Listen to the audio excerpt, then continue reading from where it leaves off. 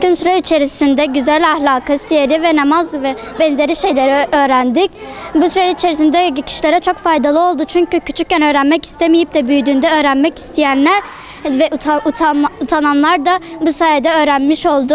Ve aynı şekilde bilip de daha da ayrıntılı öğrenmiş olduk bu şeyleri.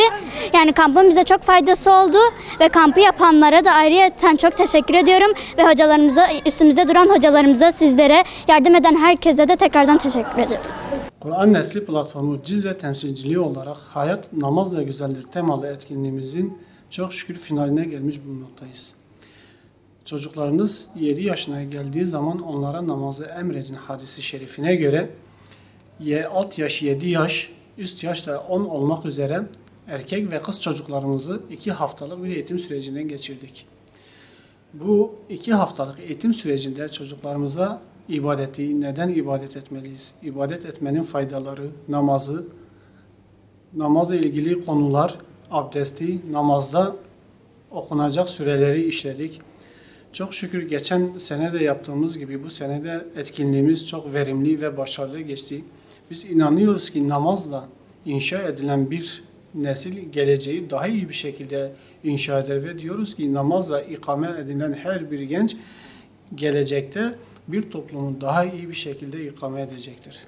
Biz 15 gün içerisinde hocalarımız bize namazı öğretti. Nasıl abdest alırız onu öğretti. Namazın üstünde hangi süreleri okumalıyız o süreleri bize öğretti. Ezberledik o süreleri. Hocalarımıza çok teşekkür ediyoruz. Kur'an Nesli platformuna çok teşekkür ediyoruz. İnşallah bu etkinlik yine olur. Herkese teşekkürler. 15 gün boyunca sevdalarımız bize namazı öğretti, Kur'an'ı sevdirdi, namazı sevdirdi. Namaz kılmak bizi çok heyecanlandırdı. 15 gün çok güzel geçti. Bu etkinliğin yine olmasını istiyoruz. Bize hediye verdiler, Allah onlardan razı olsun. Biz bu 15 gün içerisinde namaz kılmayı öğrendik. İlahiler söyledik, hocamız bize etkinlikler yaptı. Ve biz bu hocamıza teşekkür ediyoruz. Biz süreler, ayetler ezberledik. Onun neticesinde ilahiler de ezberledik. Kur'an sürelerini de.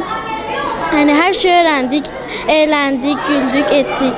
Mesela önceden nasıl namaz kılacağımızı bilmiyorduk ya da nasıl davranacağımızı bilmiyorduk, adapları bilmiyorduk.